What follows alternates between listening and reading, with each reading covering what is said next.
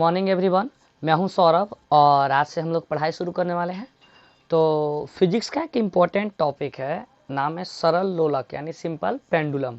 ठीक है, इसके बारे में आप सुने होंगे, क्वेश्चंस का आइडिया नहीं होगा कि कैसे क्वेश्चन पूछे जाते हैं। जैसे मैं बतलाता हूँ, एक क्वेश्चन पूछा जाता है पॉलिटेक्निक में कि जब दीवार घड़ी को, पेंडुलम वाली घड़ी को हम ऊंचे पहाड़ों पर ले जाएंगे तो घड़ी सुस्त हो जाएगी, यानी तेज चलेगी या सुस्त हो जाएगी, है ना। ऐसे क्वेश्चनों के जवाब ढूंढने के लिए आपको पूरा का पूरा सरल लोलक पढ़ना होगा। ठीक है, सरल लोलक, आइए शुरू करते हैं। हम जो चैप्टर पढ़ रहे हैं उसका नाम है सरल लोलक यानी सिंपल पेंडुलम। ठीक है, सरल लोलक के बारे में जानते हैं। सरल लोलक बहुत बड़ी चीज़ नहीं होती है, सिंपल सी बात है। देखिए, आप किसी भी दीवार है ना, ऊपर हॉरिजॉन्टल जो प्लेन दीवार रहता है, ये दृढ़ आधार कहने का मतलब है कठोर आधार में जिससे हम बांध सकें, है ना। एक दीवार से एक धागे को आप बांधे हैं, ठीक, धागा में बांधे क्या है, एक गोल सा गोलक, इसे गोलक बोलते हैं। जो गोल होगा उसे गोलक बोलेंगे। गोल भारी वस्तु होता है। अब दो तीन बातें ध्यान रखनी है। सबसे पहली बात कि धागा जो होना चाहिए वो कभी भी ऐसा नहीं होना चाहिए इलास्टिक नेचर का। इलास्टिक समझते हैं ना, हाँ, उसमें हम कोई चीज़ें बांधे और भार के कारण वो तन गया, लंबा हो गया, ऐसा नहीं होना चाहिए। धागा ऐसा होना चाहिए जो सटीक रहे, मतलब लम्भरे नहीं, सीधे तौर पर कहते हैं ना लंबा हो जाना, वैसा न हो, ऐसा।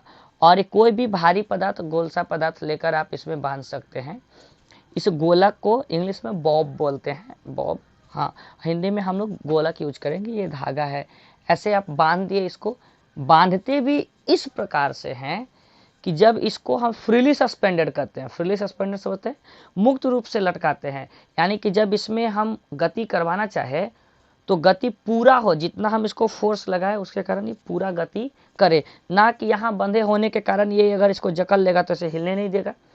तो यहाँ इस प्रकार से इसको बांधते हैं हम, ऐसा टाई अप करते हैं कि इसको फ्रीली मूव करने देता है। अगर कहीं से फोर्स लगे, अनबैलेंस फोर्स इधर से या उधर से, तो ये मूव कर सके, ये बांधे हुए होने के कारण कोई दिक्कत ना आए। ठीक है, तो इस प्रकार से बांधते हैं तो ये क्या बनता है, गोलक। आप जो देख पा रहे हैं ये दो ठो, ये इसी गोलक के परछाई समझ जाइए कि बने हुए हैं। जब दो स्थितियाँ, जब ये मूव करेगा ऐसे ऐसे, है ना, इसको ऑसिलेशन बोलते हैं, दोलन करना। जब ये मूव करेगा ऐसे ऐसे तो यहाँ मैक्सिमम यहाँ तक आ सकता है और मैक्सिमम यहाँ तक जा सकता है। ये एक ही गोलक है, ठीक है, एक ही बॉब का बनाया गया कि मैक्सिमम यहाँ तक जा तो सकता है और मैक्सिमम यहाँ तक। एक पॉइंट जो और पढ़ना है वो बात क्या है कि जिस बिंदु से आप इस धागे को बांधते हैं उसे हम निलंबन बिंदु कहते हैं। बातें समझ में आ रही होगी, सिंपल सी बात है। इसके इंग्लिश पर अभी नहीं जाएंगे क्योंकि इससे क्वेश्चन नहीं पूछे जाते हैं। मैं आपको समझाने के लिए, ताकि आप टर्म समझ पाए, इसलिए ये सारी बातें बतला रहा हूँ कि जिस बिंदु पर इसको हम बांधते हैं उस बिंदु को क्या कहते हैं, निलंबन बिंदु कहते हैं। ये जो गोल पत्थर सा कुछ भी भारी वस्तु आप जो नीचे बांध रहे हैं उसको गोलक कहेंगे या इंग्लिश में इसको बॉब कहेंगे। बातें समझ में आ गई। चलिए, तो इतनी बातें तो हो गई। ऐसे युक्ति अगर आप तैयार करते हैं, ऐसे चीज़ों को बनाते हैं, तो इसे हम क्या बोलेंगे, सिंपल पेंडुलम, यानी कि सरल लोलक, साधारण लोलक कहेंगे। ठीक है, आगे ये सरल लोलक के बारे में जो मुख्य बातें जाननी है वो सबसे पहला बात क्या है आपका, सरल लोलक की सार्थक लंबाई, जिसे हम स्मॉल एल से डिनोट करते हैं। ठीक है, सरल लोलक की सार्थक लंबाई क्या होता है। बहुत सारे लोगों के दिमाग में अब तक बातें ये रहती है, यहाँ से बांधे हैं, इसके ऊपर जहाँ पर इसको हम टाइट कर दिए होंगे ये आपकी क्या हो गई, लंबाई। नहीं सर, गलत है। बात समझ आ रही है क्या है, अगर आप ऐसा सोचते हैं तो क्या है, गलत है। समझो क्या कहता है, सरल लोलक की लंबाई निलंबन बिंदु से जिस जैसा भी गोलक पदार्थ आप बांधे, या तो छोटा बांधे या बड़ा बांधे हैं, कोई मैटर नहीं रखता है, जैसा ही बांधे हैं, इस गोल पदार्थ का क्या होगा, एक सेंटर होगा, होगा ना। निलंबन बिंदु से ये एकदम यहाँ तक आ जाओ, ये तो आपको दिखेगा नहीं इसका सेंटर, क्योंकि ये इनविजिबल होगा, अंदर की ओर होगा ना। हाँ, स्फेयर जैसे वस्तु की बात कर रहे हैं, जैसे प्लास्टिक का गेंद है, तो गेंद का सेंटर तो आपको दिखेगा नहीं। तो यहाँ तक की जो लंबाई होगी, कहाँ से, निलंबन बिंदु से सेंटर तक की जो लंबाई होती है उसी को हम क्या कहते हैं, सार्थक लंबाई, लोलक, सॉरी, सरल लोलक की, हाँ, सरल लोलक की सार्थक लंबाई कहते हैं। अब ये क्यों बता रहे हैं, इसकी ज़रूरत है आपको। बातें समझ में आ रहा है, इसकी क्या है, ज़रूरत है, आगे आपको इसका यूज़ होगा। आप ध्यान में रखिएगा कि जब भी लंबाई की बात करेंगे तो यहाँ से यहाँ तक नहीं, निलंबन बिंदु से इसके सेंटर तक जो लंबाई होगी उसी को हम लोलक की सार्थक लंबाई कहेंगे, यानी लेंथ ऑफ सिंपल पेंडुलम। बातें समझ में आएगी। और इसे स्मॉल एल से, यहाँ आपको लिखा भी हुआ, निलंबन बिंदु से गोलक के केंद्र तक की दूरी को लोलक की सार्थक लंबाई कहते हैं। क्लियर ना? आगे चले। हाँ, आप उतारिएगा, अभी नहीं, हम मौका देंगे आपको, वीडियो को पॉज करके उतारिएगा जब मैं बोलूँगा तब। ठीक, आगे पढ़ते हैं। आगे आपको पढ़ना है दोलन, यानी कि ऑसिलेशन। ऑसिलेशन पढ़ना। ऑसिलेशन होता क्या है? जब कोई वस्तु ऐसे आप पकड़े हुए ना, इसे देखो ये मूव कर रहा है, हम इसको यहाँ से हिलाएंगे, ऐसे ये मूव करेगा, है ना। तो कह रहा है कि एक दोलन पर विचार करते हैं कि दोलन क्या होता है। एक दोलन किसी भी एक पॉइंट से, चलो सपोज करो ये पॉइंट ए है मेरा, ये सी है, ये मेरा बी है, हमने इसे पकड़ के यहाँ मैक्सिमम बिंदु बी तक ले आया, पॉसिबल है ना। इसको पकड़ के धागे को यहाँ तक ले आया, यहाँ से छोड़े तो फिर ये क्या करेगा, ऐसे गति करेगा। अब मैक्सिमम सी तक जाता है, सी से लौट के फिर कहाँ तक आएगा, ए तक, यानी ए से गया बी तक, बी से लौट कर आया सी तक, और सी से फिर लौट कर चल गया ए तक। यहाँ के बाद ये आगे की ओर जाएगा, हम ये नहीं कहते कि यहीं रुक जाएगा, मगर ये जहाँ से चला था, यहाँ से चला था ना, हाँ, इस बिंदु से चलना शुरू किया था और लौट के इसी बिंदु में आने तक की जो क्रिया हुई, जो काम हुआ, उसी को हम एक दोलन कहेंगे। दिमाग में रहेगी बात। किसी भी फिक्स बिंदु से, आप इस बिंदु से भी ले सकते हैं, यहाँ हम इस पॉइंट पर गोलक को ले आए और यहाँ से इसको छोड़े, तो यहाँ से ये ऐसे जाएगा और लौट के फिर यही बी पर आएगा, यानी बी से गया सी और सी से आ गया फिर बी। बी पर आने तक की जो क्रिया हुई, आने तक का जो काम हुआ, उसे हम क्या कहेंगे, एक ऑसिलेशन, वन ऑसिलेशन, यानी कि एक दोलन कहते हैं। बातें समझ में आ रही है? अब समझना इसका आधा बात क्या होता है। यहाँ से चला और सी तक गया, सी से फिर बी तक आया, आप समझ पा रहे, यहाँ से सी तक जाना उतना ही काम सी से बी तक जाना, दोगुना काम हो रहा है ना। अगर आधा काम का बात करें, यहाँ से यहाँ तक, है ना, बी से कहाँ तक, सी तक अगर आए तो इसे हम एक कंपन बोलेंगे, वाइब्रेशन, वन वाइब्रेशन बोलेंगे। यानी या तो आप हाफ ऑसिलेशन बोल सकते हैं या वन वाइब्रेशन, यानी कि एक कंपन बोल सकते हैं। बातें दिमाग में आ रही होगी? क्लियर? आगे बढ़े, चलिए ठीक है। तो आप दोलन समझ गए। दोलन में क्या कह रहा है, किसी एक बिंदु से गति करते हुए पुनः उसी बिंदु पर आने को एक दोलन कहते हैं। एक बिंदु से कहीं से भी, सी से भी गति किया, बी तक गया, बी से फिर लौट कर सी तक आया, हाँ, फिर है कि सी से फिर लौटेगा, क्योंकि ऊंचा पर तो रुकेगा नहीं, मध्य स्थिति पर ही रुकेगा। तो यहाँ तक आया तो आखिर यहाँ से गया और यहीं पर फिर आया, इतने में जितनी वो गति किया, ये जो क्रिया हुई, इसी को हम एक दोलन कहेंगे। तो अब पढ़ते हैं आयाम के बारे में। क्या है आयाम? आयाम यानी एम्पलीट्यूड। एम्पलीट्यूड क्या होता है समझ जाइए। ये बीच का पोर्शन है, यहाँ पर रुका हुआ है प्लम बॉब, यहाँ से मैक्सिमम कितना विस्थापन होगा इधर की ओर, और यहाँ से मैक्सिमम कितना डिस्प्लेसमेंट होगा इधर की ओर, यहाँ तक, है ना। यानी ए पॉइंट से बी तक मैक्सिमम और ए पॉइंट से मैक्सिमम सी तक जा सकते हैं। अब देखो, जब ये बॉब जो है गोलक मेरा, जब ए से बी की ओर जाएगा तो धागे को देखना, ये धागा ऐसा बनेगा, है ना, और यहाँ ए से जब सी की ओर जाएगा तो धागा ऐसा बनेगा।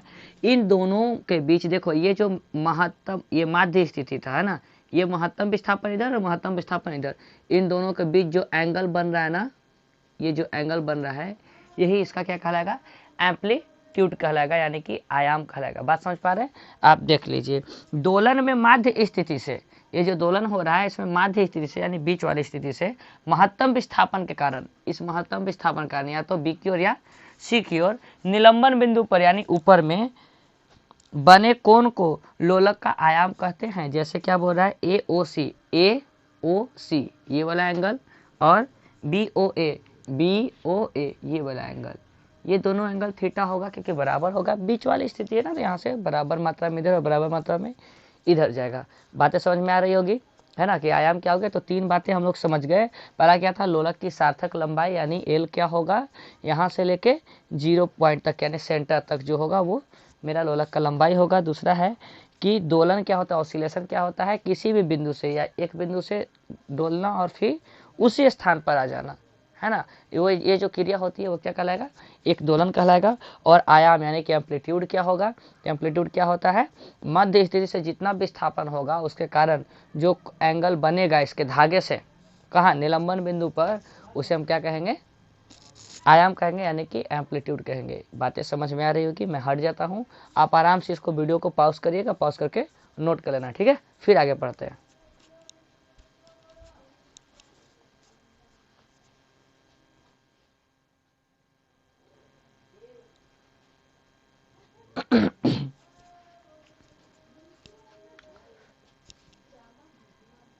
तो चलिए एक और पॉइंट जो छूट गया है उसे भी पढ़ लेते हैं, बात समझते हैं, ठीक है।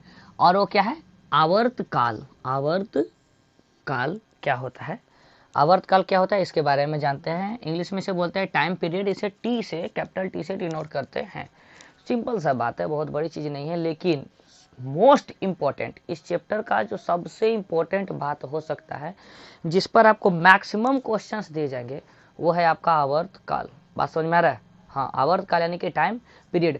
टोटल की टोटल बातें, जितने भी क्वेश्चन देखते हैं, दीवार घड़ी ऊपर ले जाने पर सुस्त हो गया या तेज हो जाएगा, झूला झूलते हैं तो क्या हो जाता है, झूला पर बैठ खड़े हो जाते हैं तो झूला तेज हो जाता है, या झूला पर बैठ जाते हैं तो झूला तेज हो जाता है ना, झूला की गति पर प्रभावित होती है। ये सारी बातें, सब चीज़ निर्भर करता है किस पर, आवर्त काल पर। सब चीज़ किस पर निर्भर करता है, आवर्त काल पर। आवर्त काल को बहुत धीरे धीरे आराम आराम से और अच्छे से समझने की कोशिश करेंगे, ठीक है। चलिए आइए, आवर्त काल परिभाषा तो बहुत सिंपल है कि एक ठो दोलन, एक दोलन बताए थे आपको, या तो यहाँ से वहाँ गया, वहाँ से यहाँ आया, है ना। एक दोलन करने में जितना समय लगता है वही क्या होगा, आवर्त काल कहलाएगा, ठीक है। एक दोलन में जितना समय लगता है उसे आवर्त काल कहते हैं। आवर्त काल को टी से डिनोट करते हैं, टी बराबर होता है 2π√L/g। ये आपका क्या बन गया, फॉर्मूला बन गया। बात समझ में आ रहा है, आवर्त काल क्या होता है 2π√L/g, जहां पर एल आपका क्या है, शुरू में बता चुके थे, लोलक की सार्थक लंबाई, हाँ, लोलक की लंबाई, और जी क्या है आप जानते हैं क्योंकि आपका ग्रेविटेशन पढ़ाई हो चुका है ना, गुरुत्वाकर्षण, हाँ, जी क्या है, गुरुत्वीय त्वरण है, पृथ्वी के द्वारा जो गुरुत्वीय त्वरण लगाया जाता है वो क्या है, छोटा जी है। इतनी बातें आपको समझ में आ रही होगी। अब हम एक्चुअल मतलब समझेंगे कि आवर्त काल का मतलब क्या होता है। देखो समझना,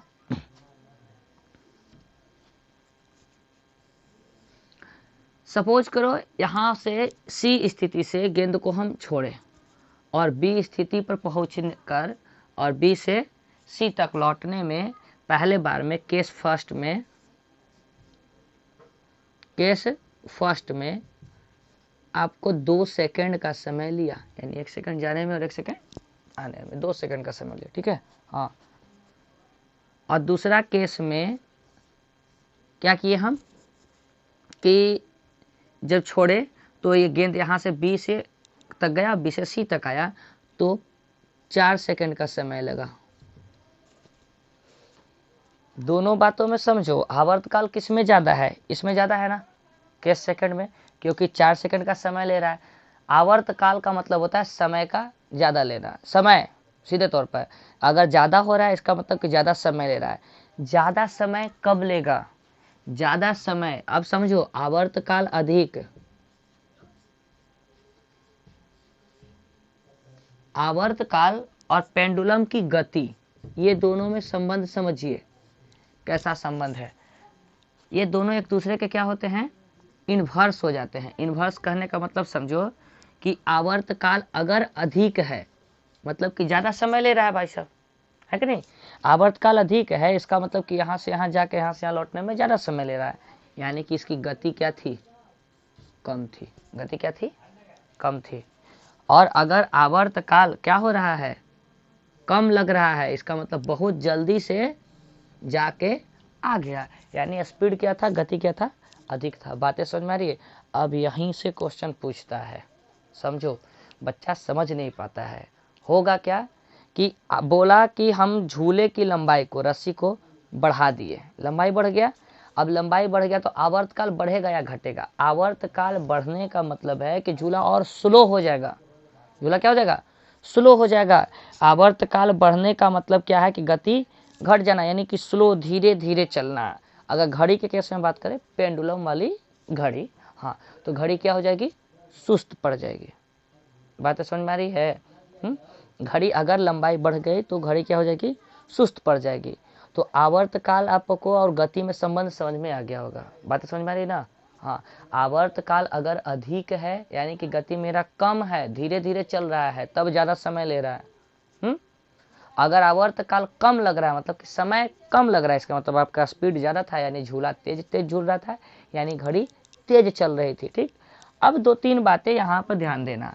2 पाई तो आपका कांस्टेंट है जी, कांस्टेंट है ना, 2 पाई कांस्टेंट है। तो आवर्तकाल जो है किसी भी लोलक के, वो 2 बातों पर निर्भर करेगा। पहला बात लंबाई पर, क्या लंबाई पर, कि लोलक की लंबाई कैसी है, उसका देखो सीधा समानुपाती है, ऊपर की ओर है समानुपाती है यानी प्रोपोर्शनल है, डायरेक्टली प्रोपोर्शनल है।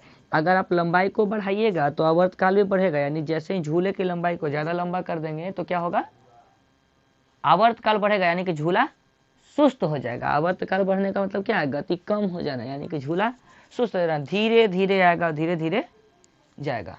ठीक, दूसरा कंडीशन है कि जी का मान, जी के मान पर भी निर्भर करता है। छोटा जी गुरुत्वाकर्षण, अब आप गुरुत्वाकर्षण पढ़े होंगे तो आपको पता होगा कि जी का मान कैसे कैसे पृथ्वी पर वैरी करता है।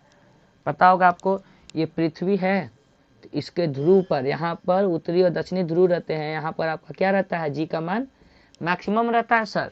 और ये हो गया आपका इक्वेटर, है ना, इक्वेटर यानी कि भूमध्य रेखा, पृथ्वी को 2 भागों में बांटने वाली रेखा। इस इक्वेटर पर कहीं भी अगर हम बात करें तो क्या होता है, मान मेरा जी का मान क्या होता है, मिनिमम होता है। इधर इधर इधर इधर इधर इक्वेटर पर कहीं भी आप देखिएगा तो जी का मान क्या होगा, कम होगा। ये सारी बातें तो आपको पता होगा। हम अभी जो भी बात कर रहे हो पृथ्वी पर कहीं बात कर रहे हैं, ठीक है। हाँ, और बात एक और पता होगा, पृथ्वी से ऊपर या पृथ्वी से नीचे ले जाइएगा तो जी का मान क्या हो जाता है, कम हो जाता है। ग्रेविटेशन में ये बातें बतला दी गई होगी, आपको याद भी होगा, ग्रेविटेशन आप पढ़े होंगे तो। या तो आप पृथ्वी से ऊपर जाइए, सतह से ऊपर जाइए, या पृथ्वी के अंदर घुसिए गड्ढा खान के, तो क्या होगा, जी का मान कम ही हो जाना है। और जी का मान सरफेस पर बात करेंगे तो मैक्सिमम कहाँ होगा, पोल पर होगा, और इक्वेटर पर यानी कि भूमध्य रेखा जिसको कहते हैं, भूमध्य रेखा पर क्या होगा, मेरा मिनिमम होगा। बातें समझ में आ रही ना? यानी कि जी के मान पर भी निर्भर करता है। और तो और एक जो बहुत मोस्ट पॉपुलर क्वेश्चन पूछता है कि चंद्रमा पर ले जाएंगे तो क्या हो जाएगा। आप जानते हैं चंद्रमा पर पृथ्वी के जी के मान से क्या होता है, 1/6 भाग होता है ना लगभग, हाँ 1/6 भाग होता है। इसका मतलब है कि जी का मान क्या हो जाएगा चंद्रमा पर जाके कम। अब देखो इसका मान अगर कम करोगे तो इसका मान क्या हो जाएगा, बढ़ जाएगा ना। इसका मान कम करेंगे तो इसका मान बढ़ जाएगा, यानी कि यहाँ से पेंडुलम वाली घड़ी को चंद्रमा पर ले जाओ तो टाइम पीरियड बढ़ जाएगा, यानी घड़ी क्या हो जाएगी, सुस्त हो जाएगी। आवर्तकाल बढ़ जाएगा तो गति क्या हो जाएगा, कम पड़ जाएगा, यानी कि घड़ी क्या हो जाएगी, सुस्त हो जाएगी। बातें समझ में आ रहा है? अब प्रत्येक प्रकार के क्वेश्चन सिर्फ बच गए हैं कि क्वेश्चन कैसे कैसे पूछे जाते हैं। हम सभी क्वेश्चन को बारी बारी से डील करेंगे। सबसे पहले आप वीडियो को पॉज करिएगा, मैं हट जाता हूँ, और इसे नोट कर लोगे, है ना। अगर ये बात भी नोट कर लोगे, अगर आप ग्रेविटेशन में ये बातें नहीं पढ़े थे या नहीं याद है तो इसको नोट कर लोगे, ये समझा दिए। क्लियर? चलिए इसको नोट करिए।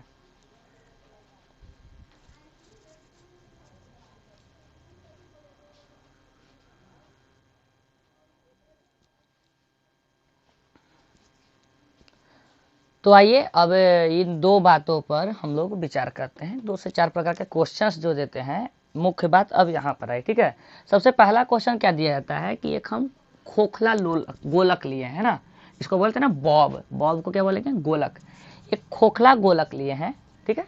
अब बोलता है कि इस खोखले गोलक में या तो आधा पानी भर दिए या 3/4 मतलब कि यहाँ तक पानी भर लो, है ना,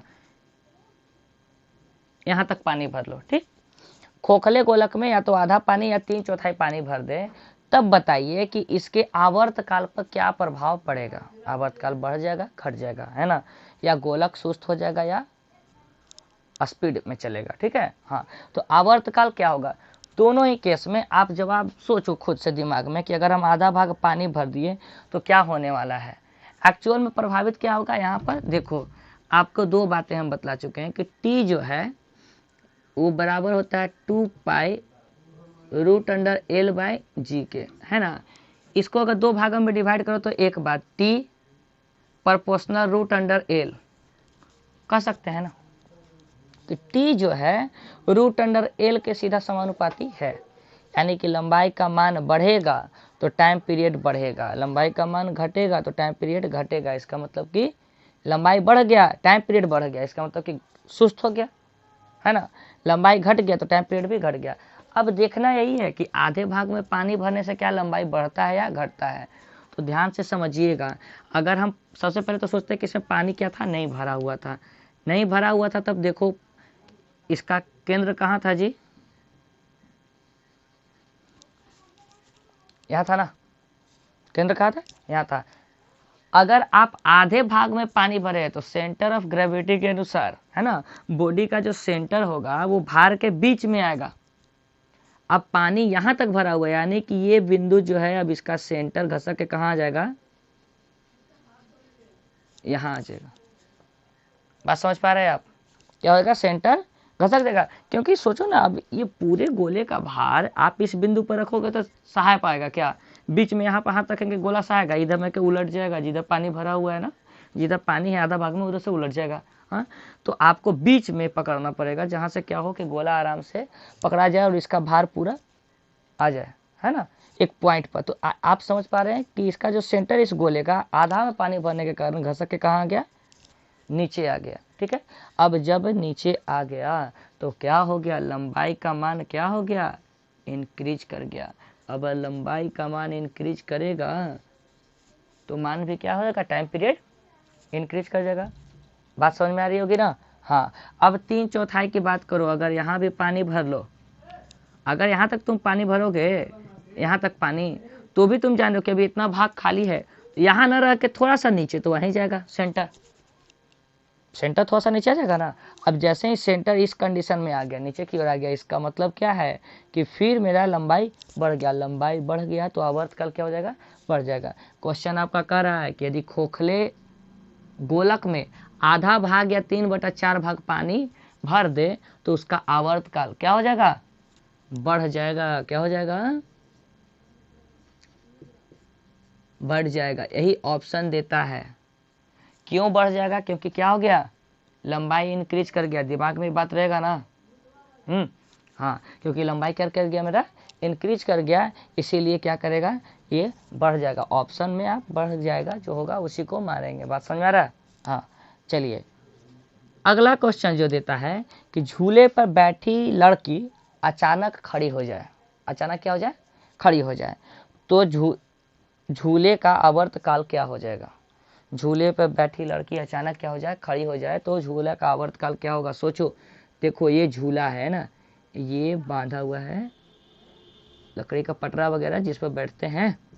चलिए अब समझो, जब बांधा हुआ है इस पर एक, सोचो ऐसे एक लड़की बैठी हुई है ना, गोड़ हाथ मोड़ के, तो इसका सेंटर ऑफ ग्रेविटी यहाँ, इसका मतलब झूले की लंबाई कितना है ना, झूले की लंबाई यहाँ से यहाँ तक होगा, कोई दिक्कत। पता है सरल लोलक का लंबाई क्या होता है, जहां से बंधा हुआ है वहां से बॉडी के सेंटर तक, जो बॉडी लटक रहा है गोलक जो उसके सेंटर तक, जब लड़की बैठी हुई है तो उसका सेंटर ऑफ ग्रेविटी बीच में रहेगा, यहाँ नाभि के पास में, है ना। अब आप बैठे हुए तो नाभि आपका नीचे है। अब जैसे ये लड़की खड़ी होगी, क्या लगता है, नाभि यहीं रहेगा, पैर के पास में, नाभि यहाँ आ गया। यानी कहने का मतलब क्या हो गया कि आपका सेंटर ऑफ ग्रेविटी यहाँ आ गया, यानी कि अब लंबाई जो हो गई सार्थक लंबाई, देखो इसीलिए शुरू में सार्थक लंबाई बताए थे, सार्थक लंबाई क्या हो गया, घट गया। अब समझो जैसे ही ये घट जाएगा तो आवर्तकाल क्या हो जाएगा, घट जाएगा। और आवर्तकाल घटने का मतलब क्या है, आवर्तकाल क्या हो जाएगा, घट जाएगा।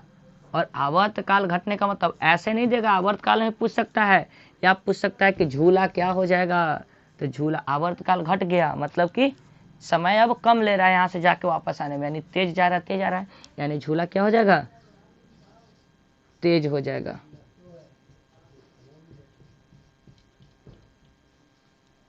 बढ़िया से लिख लेंगे, झूला तेज हो जाएगा, झूला क्या हो जाएगा, तेज हो जाएगा। तो ये 2 प्रकार के क्वेश्चंस आपको दिए जाते हैं जो कि सीधा सीधा डिपेंड करता है किस पर, की लंबाई पर। बात समझ में आ रहा है। हाँ, अब एक बात और क्या रहता है कि बताइए जी के मान पर कैसे डिपेंड करता है। तो आपको बता चुके हैं हम यहाँ पर टी जो है inversely proportional to root under g होगा। इस फॉर्मूले के अनुसार देख लो, होगा ना।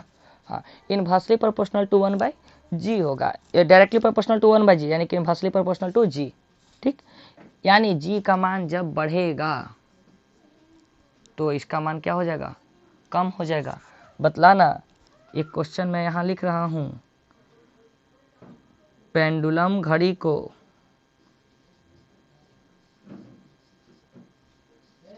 लोलक वाली घड़ी को ऊंचाई पर ले जाने पर, ऊंचाई पर ले जाने पर घड़ी, सोचो क्या हो जाएगी, सुस्त हो जाएगी, तेज हो जाएगी। जब ऊंचाई पर जाते हैं तो जी का मान क्या होता है सर, आपको पता है ना, ऊपर या नीचे जाने पर जी का मान घटता है। जब भी घटेगा तो टाइम पीरियड क्या होगा, बढ़ जाएगा। और टाइम पीरियड बढ़ गया माने कि ज़्यादा समय ले रहा है यहाँ से वहाँ, वहाँ से यहाँ आने जाने में, यानी कि घड़ी क्या हो गई, सुस्त हो गई। तो घड़ी क्या हो जाएगी, सुस्त हो जाएगी।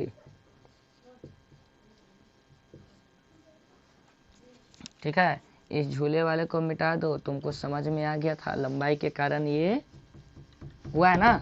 चलिए, सुस्त हो जाएगी यानी कि इसका आवर्तकाल क्या हो जाएगा, टाइम पीरियड क्या हो जाएगा, बढ़ जाएगा।